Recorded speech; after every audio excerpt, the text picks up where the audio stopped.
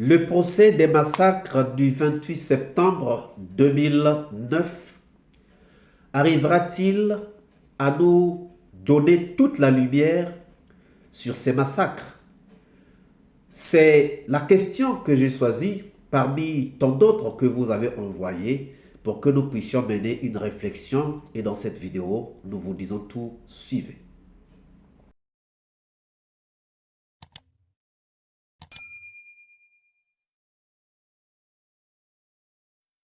Bonjour, bonsoir, cela dépend de l'heure à laquelle vous regardez cette vidéo et surtout bienvenue si vous nous découvrez pour une première fois.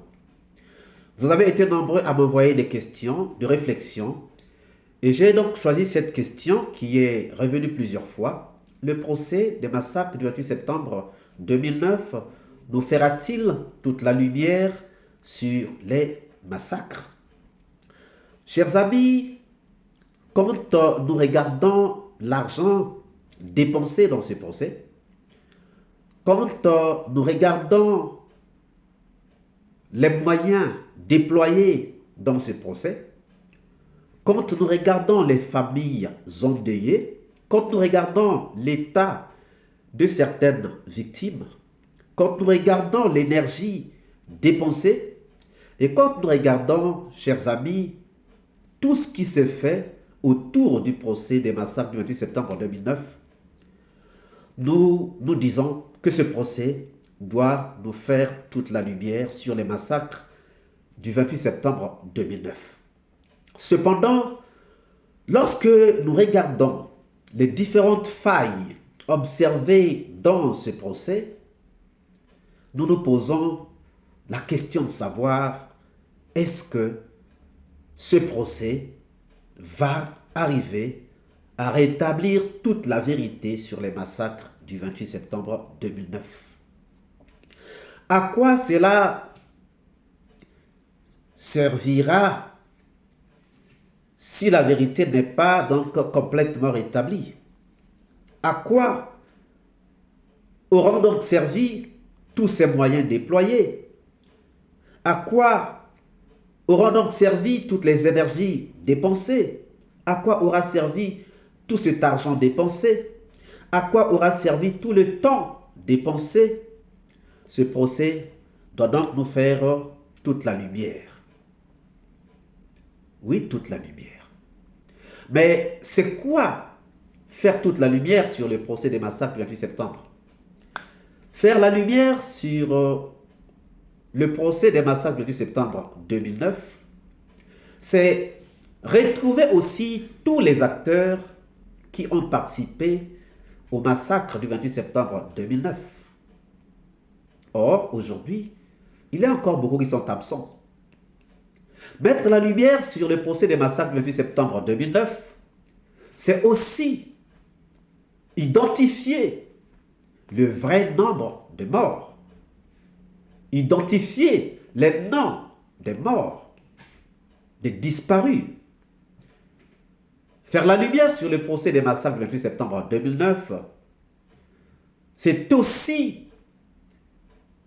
identifier les maisons dans lesquelles les femmes ont été séquestrées pour être violées.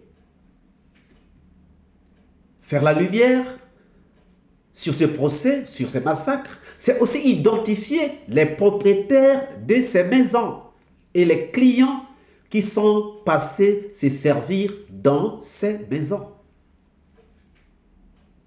Faire la lumière, c'est non pas seulement se limiter à ceux qui ont tiré, mais aller jusqu'à ceux qui ont pillé, ceux qui ont séquestré, ceux qui ont torturé, ceux qui ont violé, et j'en passe. Faire la lumière sur le procès des massacres du 28 septembre 2009, c'est aussi regarder la responsabilité des agents de la santé dans les hôpitaux, la complicité avérée ou non des responsables des hôpitaux Faire la lumière, c'est aussi savoir qui avait envoyé les gens dans les hôpitaux, dans les morgues pour retirer les corps. Faire la lumière dans les massacres, c'est aussi identifier les fosses communes, identifier ceux qui ont participé à aller enterrer des citoyens dans des fosses communes. Donc, faire la lumière prend beaucoup de paramètres. Beaucoup de paramètres. Donc, ces procès, au moins, doivent nous faire la lumière. Or, nous nous posons la question de savoir si ce procès pourra nous donner toute la lumière sur les massacres du 28 septembre 2009 pour plusieurs raisons. D'abord, l'instruction a tellement été tronquée qu'au fur et à mesure que nous avançons dans le procès, nous nous rendons compte qu'il y a trop de failles. La première faille, sur les 11 accusés dans le box des accusés, un seul est accusé de viol. Aliou Keita, à tort ou à raison. À tort ou à raison.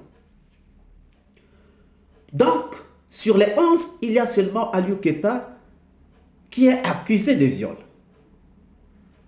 Pourtant, les ONG ont recensé 109 cas de viol. Ici, on parle de 109 cas de viol recensés. On ne parle pas des cas de viol non recensés. Mais on parle des cas de viol recensés. Il est logique qu'Aliou Keita ne pouvait pas à lui seul commettre les 109 viols.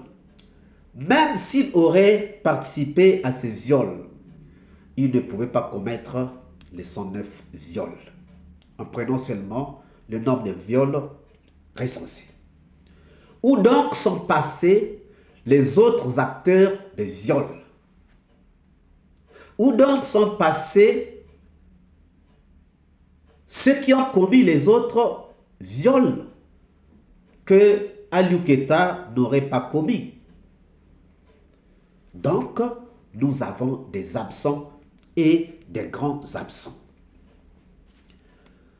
Deuxième faille, sur les acteurs majeurs présents au stade, il en manque trop dans le box des accusés. Le général Baldé était au stade, il n'est pas dans le box des accusés. Ousmane Camara était au stade, il n'est pas dans le box des accusés parce que mort. Plusieurs autres acteurs sont morts, mais plusieurs autres acteurs sont encore en vie, mais sont soit en fuite, ou soit sous la couverture du régime actuel. Il y a des gens qui sont abrités derrière Doumbouya. Le troisième point, c'est que sur les 11 accusés dans le box, et surtout les 10 concernés, parce que nous préférons vraiment épargner Cécile Raphaël, pour ne prendre que les 10, seul Toumba a essayé de coopérer en livrant une part de vérité digne de foi à quelques 80-90%, digne de foi. Les autres se sont terrés derrière « je ne sais pas, je n'ai rien commis, je n'en savais rien ». Ça, c'est une faille. Le quatrième point, c'est que certains avocats jouent au jeu de mots, cherchant à voiler la vérité au lieu de chercher à faire dire la vérité à leurs clients pour leur faire bénéficier des circonstances atténuantes.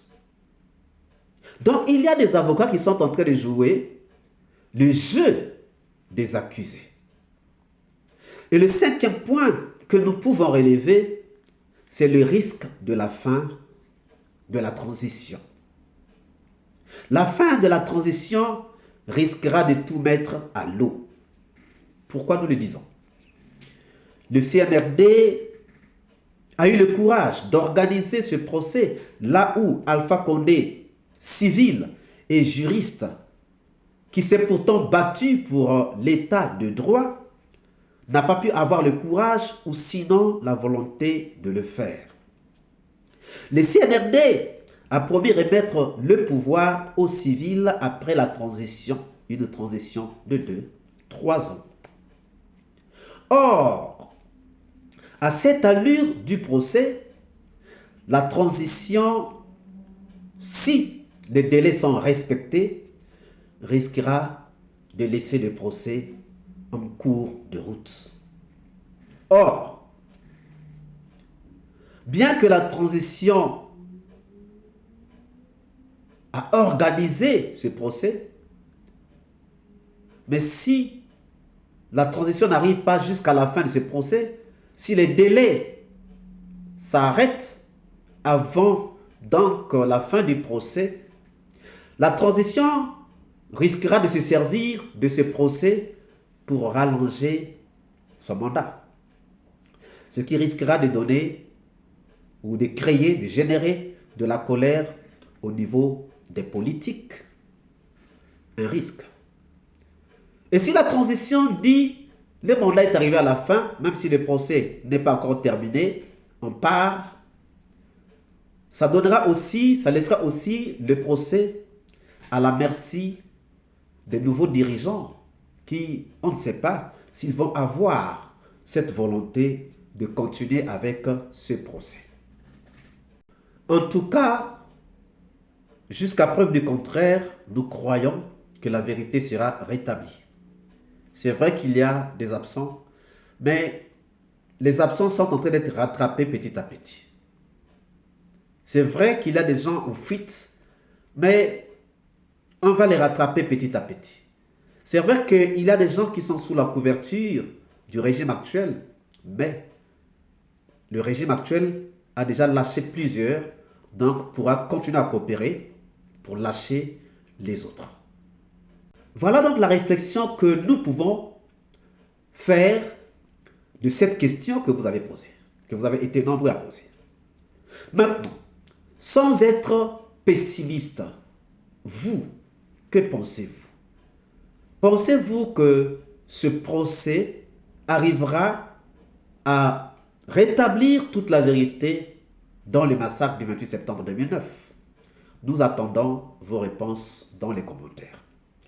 Si cette vidéo, si cette réflexion vous a plu, ne manquez pas de laisser vos pouces bleus, de commenter et de partager. Si vous n'êtes pas encore abonné, c'est le moment pour vous de vous abonner et surtout de ne pas manquer d'activer la cloche de notification afin d'être averti à temps réel de toutes nos prochaines publications. Quant à moi, je vous dis à très bientôt pour une nouvelle capsule. Ciao!